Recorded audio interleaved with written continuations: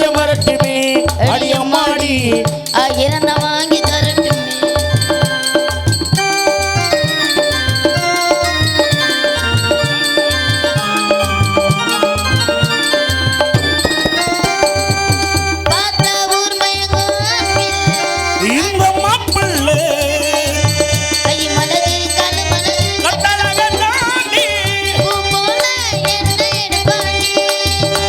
பொசுக்குன்னு புள்ள கொடுப்பேண்டி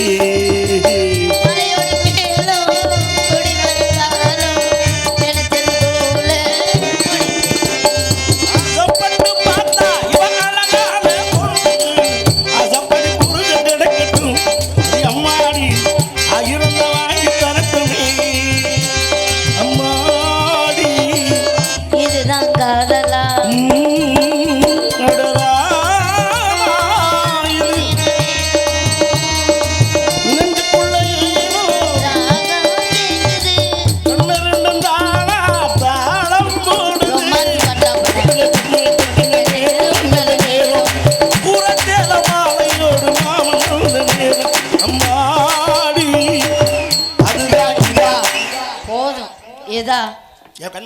என்னங்க உன்னை தேடிட்டு நான் நாயா தொலை அலையிறேன். எனக்கு ஒரு சந்தேகம், நான் கேட்கட்டுமா? என்னடி சொல்லலாம்? இல்ல வேணாம். சும்மா கேளு. இல்ல வேணாம். அது சொல்லுடியே. இல்ல கேட்கணும் வந்துட்டேன். வாய் வரைக்கும் வந்துருச்சு. அப்புறம் நான் சொல்ல வேண்டியதானே? வாய் வெளியே வந்துச்சா? அது என்ன புள்ள கொடுப்பாருன்னு பாடுனீங்களே. கொடுப்பாரு பாடல, கொடுப்பேன்னு. புள்ள நீங்க கொடுப்பீங்க யாருக்கோ உனக்கு இல்ல. அதானே பார்த்தேன். யாருக்கோ நம்ம இடத்துக்கு சாமியார் வந்திருக்காரு. அவர் கொடுப்பாரா? அவர் பாவம் 10 பைசா கொடுக்க மாட்டேன். அந்த பேர் புள்ள இருக்காரு. என்னங்க சொல்றீங்க? நானும் எனக்கு கொடுப்பாருங்க. அவரு காலமாட்டுல பால் கறக்கிறது ஒண்ணு, இந்த சாமியார்ட்ட காசு வாங்குறது ஒண்ணு. என்னைய மட்டும் பார்க்க சொல்லுங்க. எனக்கு கொடுக்கலன்னா என்னன்னு கேளுங்க. என் மகளுக்கு கோடி கோடியா கொட்டி கொடுப்பாரு பாருங்க. அப்ப நீயே இந்த வேலையை ஏத்துக்க. சாமி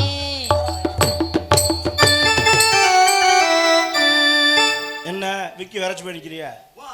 அப்புறம் 10 பைசா தர மாட்டேன். நான் தாங்க கல்யாணம் பண்ணிக்க போறேன். நான் தான் வாக்கப்பட போறேன்.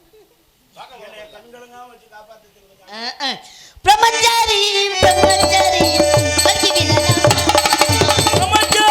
பிரம்மச்சாரி வலிக்கு விடலாம் மாமா.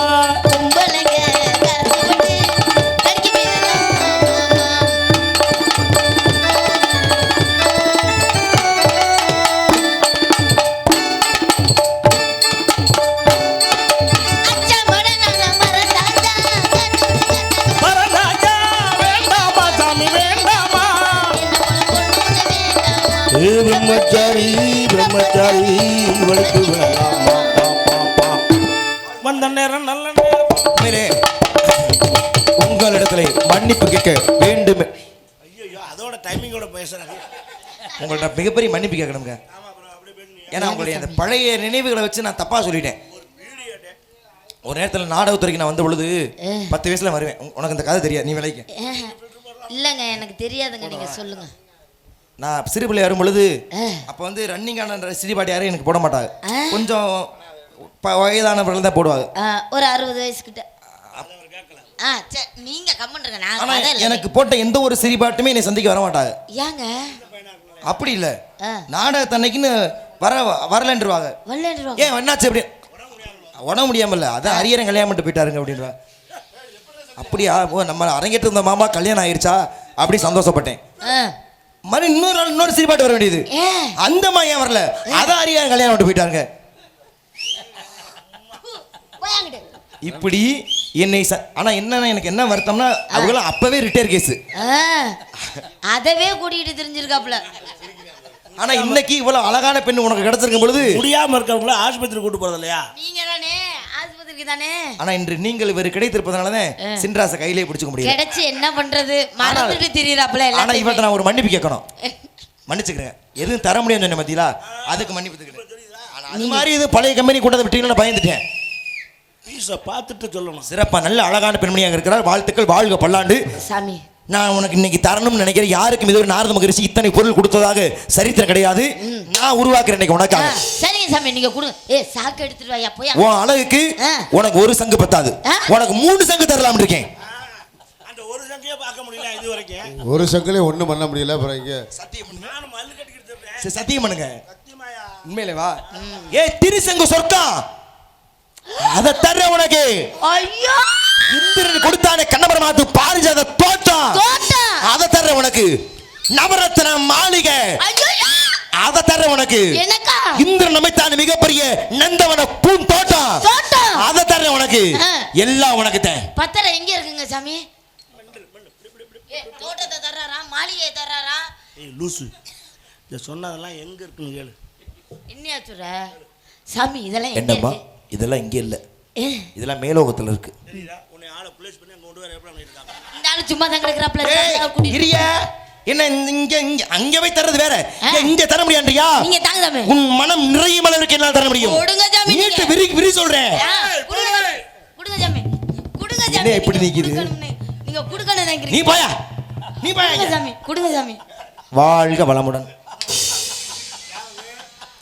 முத்துத்துறைட்ட விபூதி வாங்கினாலும் கூட ஒரே வார்த்தை வாழ்க வளமுடன். ஏ போயாங்கடு. நீ யாரை கூட்டிட்டு வந்த? தெரியுதா? என்ன அந்த வேலையை நீ பார்க்க அது கூட லாய்க்கல. அதுக்குள்ள போய் அப்படியே ஆடுன தோட்டமா என்னையா 10 வயசா கொடுக்க மாட்டேன்ட்டாரு. பீடியல் இன்டாப்லங்கற அப்புறம்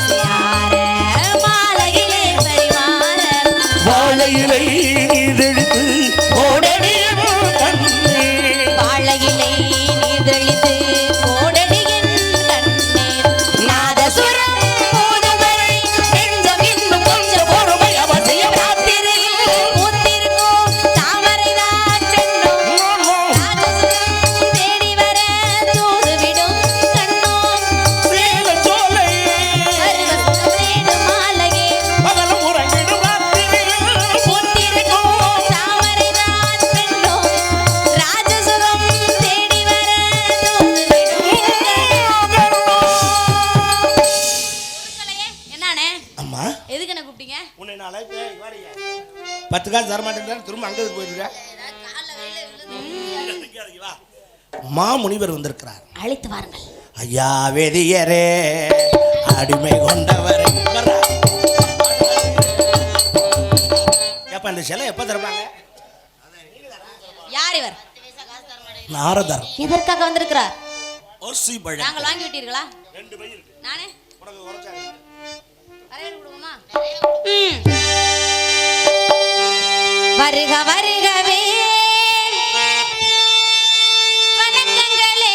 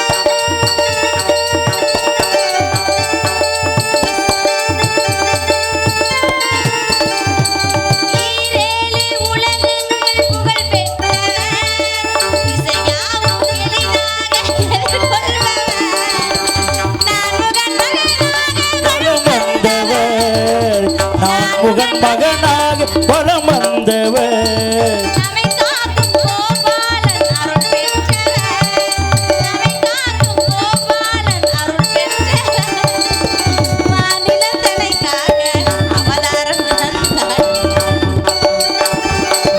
மாநிலத்தனைக்காக அவதாரம் தந்தார் அதிகார விதியை மாற்றி அமைத்து தந்த வருக வருகவே வணக்கங்களே.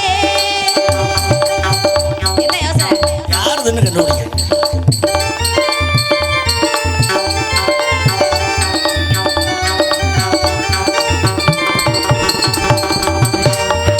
திருமுருகன் குடிகொண்ட தினை குணத்திலே தினை காக்கும் என்னை பார்க்க கணம் வந்தாரே.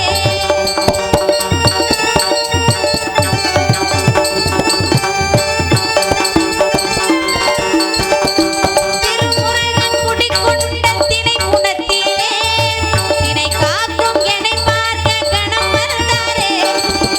உள்ளத்தில் மகிழ்ச்சி உருவாகட்டும் உள்ளத்தில் மகிழ்ச்சி உருவாகட்டும் உயர்ந்தோரின் திருப்பாதம் தினப்பணியட்டும் உயர்ந்தோரின் திருப்பாதம் தினப்பணியட்டும் ஆசிகள் நிறையட்டும் ஆனந்தம் பெருகும் ஆசிகள் நிறையட்டும் ஆனந்தம் பெருகும் அறியாத சிறியாருக்கு சமையேற வருக வருகவே வணக்கங்களே.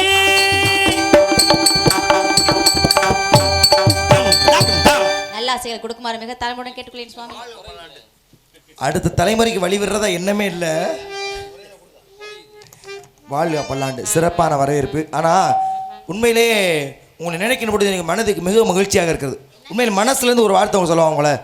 ஏன்னா நாடக கலை உலகத்தில் ஒரு கட்டத்துக்கு பிறகு ஓய்வு காலத்துக்கு பொழுது இத்தனை வருஷமாக நாடகத்தில் இருந்தமே அப்படி என்னத்தரா மாதவா நீ செஞ்சு கழிச்சேன்னு ஒருவேளை என் மனதில் என்னை நானே கேள்வி எழுப்பி கொண்டால் உண்மையில் நான் ஒரு விஷயத்தை சொல்லி மனசை ஆத்திக்குவேன். மாமா அறிகிற மாமா கூடவே சேர்ந்து நடிச்சுட்டேன், இதுக்கு மேலே நீ என்னத்தில் சாதனை பண்ண போகிற அப்படின்னு. உண்மையிலே இன்றைக்கி நிறைய பேருக்கு தெரியாது. நீங்கள் வெளி நாடகத்தில் பஃபுனா மட்டும் தான் உங்களை பார்த்துருப்பாங்க. ஆனால் பன்முக கலைஞர் அனைத்து கதாபாத்திரத்தையுமே ஒரு நேர்த்தியாக உங்களை வாழ்த்து எனக்கு வயசில் தான் நான் போட்டுக்க பேசம் அத்தனை சிறப்பாக ஒவ்வொரு நாடகத்து ஒவ்வொரு புதுமையை நீங்கள் புகுத்திக்கிட்டே இருக்கீங்க. அந்த நேரம் கண்கூட பார்த்து ஒவ்வொரு நாளும் உங்களை பார்த்து நாங்கள் ஆச்சரியப்பட்டுக்கிட்டே இருக்கோம். அப்படியான ஒரு ஆகச்சிறந்த கலைஞர் வாழ்த்த வயசில் வணங்குறேன். ஆனால் அப்படிப்பட்ட நீங்கள் இந்த கோவினிப்பட்டிலே ஒரு புதுமையை புகுத்தி இருக்கிறீர்கள். உண்மையிலே நன்றி. அது என்னுடைய அமைப்பில் நீங்கள் பண்ணியிருக்கீங்க பொழுது மகிழ்ச்சியாக இருக்குது. வாழ்க பல்லாண்டு. அப்படி ஒன்று நான் இன்னைக்கு செஞ்சிட்டீங்க, உங்களுக்கே தெரியல. செஞ்சனா அதுக்கு வாய்ப்பு இல்லை இந்த ஜென்மத்தில். ஆனால் அந்த புதுமையை தாங்கள் செய்து விட்டீர்கள். என்ன புதுமைன்னு கேளுங்க. அப்படி புதுமையாக மாட்டீங்க. ஏன்னா வள்ளிதர் நாடகத்தில் கோமாளி வருவார், கோமாளிக்கு அப்புறம் தோழி வருவாங்க, தோழிக்கு அப்புறம் வள்ளி வருவாங்க. இதுதான் கதை. ஆமாம். ஆனால் பாருங்க, கோமாளி வந்து கோமாளிக்கு பிறகு தோழி வந்து அந்த கோமாளிக்கும் தோழிக்குமான ஒரு பிள்ளையும் கூட்டி வந்து நாரதட்ட ஆசீர்வாதம் வைக்க நினைச்ச பத்தியா. வாழ்த்துக்கள், உன்னை வாழ்த்துறேன். வள்ளியை கூட்டியாங்க ஆசீர்வாதம். எதுக்கு உன் பிள்ளை அல்லது பாலை கொடுத்து தூக்க போட வேண்டியதானே?